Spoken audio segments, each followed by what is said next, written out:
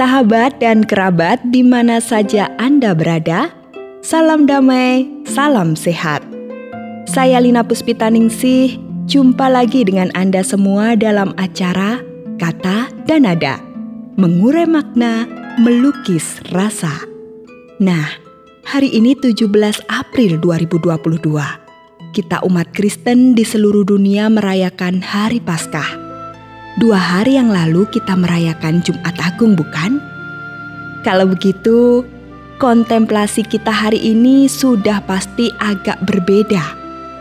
3 in 1. 3 hari dalam satu paket. Judulnya Jumat Pedih, Sabtu Senyap, Minggu Mekar.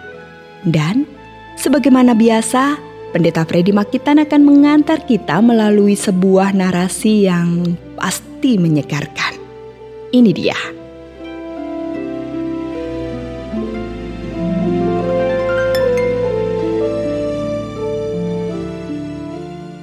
Kira-kira tahun 30 Masehi, hampir 2000 tahun silam, di suatu hari Jumat, tepat pada pukul 3 sore, sambil tergantung di kayu palang puncak penderitaan di Bukit Golgota di luar kota Yerusalem, Sang Anak Manusia menyerahkan nyawanya kepada Allah Bapanya. Sesaat setelah Dia ucapkan kata, "Sudah selesai," dan "Ya Bapa, ke dalam tangan-Mu kuserahkan nyawaku." Alam semesta pun marah besar dan ngamuk, karena tidak bisa terima perlakuan tidak adil atas Anak Tunggal Allah yang tidak berdosa. Terjadilah gempa menggoncang bumi, dan 3 jam kemudian hari Sabat yang kusyuk buat orang Yahudi pun dimulai. Semua aktivitas rutin terhenti. Dunia Yahudi menjadi sepi dan membisu. Namun sementara ratusan ribu orang Yahudi berbangga atas ketaatan mereka kepada hukum hari Sabat yang membuat detik-detak waktu pun seakan berhenti, murid-murid Yesus dan perempuan-perempuan yang mengasihi Yesus berada dalam suasana hati dan pergulatan batin yang berat.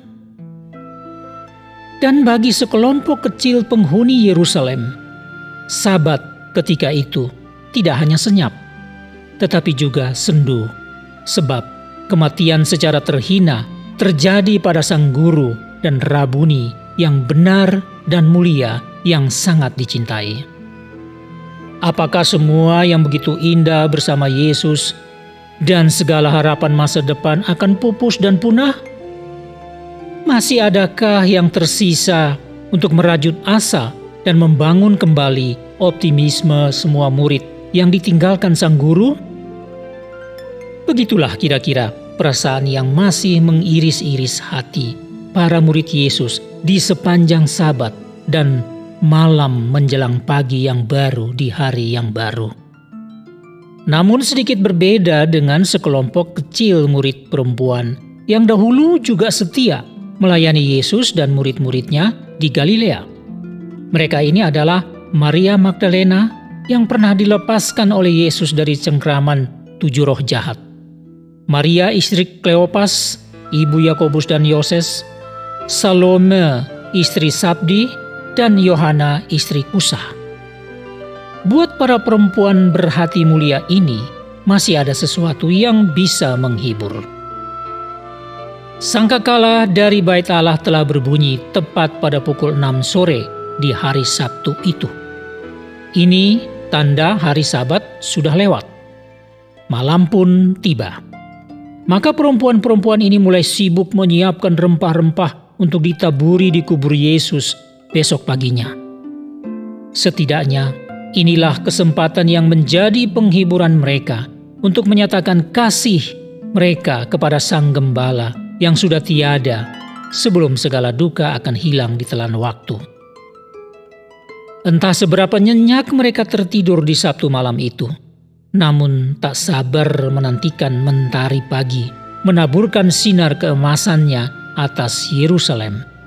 Perempuan-perempuan tulus ini bergegas membawa rempah-rempah untuk ditaburi di kubur Yesus. Rempah-rempah ini akan menjadi simbol ungkapan isi hati mereka yang bersih dan penuh kasih bagi Sang Guru dan Tuhan mereka. Namun, apa yang terjadi di pagi hari pertama minggu itu? Yesus sudah bangkit. Malaikat Allah diutus untuk memberitahukan peristiwa ini kepada perempuan-perempuan sederhana ini. Mereka sendiri membuktikan batu penutup kuburan sudah terguling dan kubur ternyata kosong. Yesus pun menampakkan diri kepada mereka dan mengatakan, "Salam bagimu." Dan mereka bersujud menyembah Yesus yang bangkit. Maria Magdalena bahkan mendapat kesempatan istimewa untuk berkomunikasi dengan Yesus, walaupun ia belum diperbolehkan menyentuh tubuh Yesus. Perempuan-perempuan setia ini sebenarnya masih berduka, tapi juga gentar karena memandang wajah dan tubuh Sang Guru yang diliputi kemuliaan surgawi. Sementara itu menyelinap pula rasa bahagia yang tak terlukiskan dengan diksi dan narasi setinggi dan seindah apapun. Lalu dengan cepat berita kebangkitan ini sampai ke telinga ke-11 murid Yesus yang masih dirundung kesedihan, sementara galau dan kalut masih membalut ketat di benak mereka. Tanpa pikir panjang, Petrus dan Yohanes berlari secepatnya menuju kuburan Yesus untuk membuktikan apa yang telah terjadi. Dan tak lama kemudian, di sore hari itu juga, Yesus yang menunjukkan diri sebagai orang asing berjalan dan berbincang panjang lebar bersama dua muridnya yang lain yang sedang menuju desa Emmaus, kira-kira 11 km dari kota Yerusalem. Bahkan sebelum celik mata dua murid ini, ketika malam tiba, mereka sempat mengundang orang asing ini untuk menginap di rumah mereka. Maka di saat mereka makan bersama, ketika sang tamu mengucap berkat itulah, mata mereka dicelikkan. Sadarlah mereka bahwa orang asing itu adalah Yesus, guru mereka yang sudah bangkit. Namun dalam sekejap Yesus tidak lagi tampak. Segera saja dua murid ini balik lagi ke Yerusalem bergabung dengan murid-murid yang lain dan menceritakan kisah luar biasa yang baru mereka alami. Semua murid berkumpul di suatu rumah dalam ruang terkunci karena takut kepada orang-orang Yahudi. Tetapi tiba-tiba Yesus hadir di tengah-tengah mereka.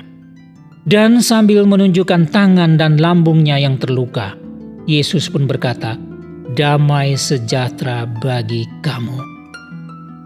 Begitulah semua yang terjadi pada hari kebangkitan Yesus. Pada hari yang sama itu, Yesus telah beberapa kali menampakkan dirinya dan berbicara dengan penuh kasih dengan murid-murid yang dikasihinya. Sayangnya, Thomas kebetulan tidak hadir. Namun, tentu masih ada waktu buat Thomas. Masih ada waktu buat siapa saja yang merindukan Yesus. Dan setelah aku merenungkan kisah-kisah istimewa di hari kebangkitan itu, aku bertelut dan bersyukur atas pengorbanan Yesus Tuhanku. Lalu aku pun menuliskan satu catatan buat hidupku. Meskipun diriku pada suatu waktu mungkin akan terisolasi dalam kesedihan, terkunci dalam kemelaratan, terpasung dalam penderitaan, aku percaya bahwa tanpa batas ruang dan waktu, Yesus yang bangkit akan tetap hadir dalam hidupku dan mengatakan, "Salam bagimu, damai sejahtera bagimu." Oh, aku tak akan pernah kehilangan Dia, Yesus. Baiklah sahabat, saya yakin narasi tadi cukup memuaskan Anda dalam perenungan tentang penderitaan, kematian, dan kebangkitan Yesus Kristus demi keselamatan umat manusia. Kuasa dosa dikalahkan dan kuasa iblis ditaklukkan oleh Yesus Kristus, Anak Tunggal Allah. Oke, sebelum berpisah, saya ingin menyajikan sebuah lagu yang berjudul Ku Berbahagia, disampaikan oleh Nikita. Terima kasih atas kebersamaannya. Dan dengan berlalunya lagu ini, saya Lina Puspitaningsih mohon diri untuk berjumpa lagi di edisi berikutnya. Kata dan nada. Have a great day in the grace of the Lord.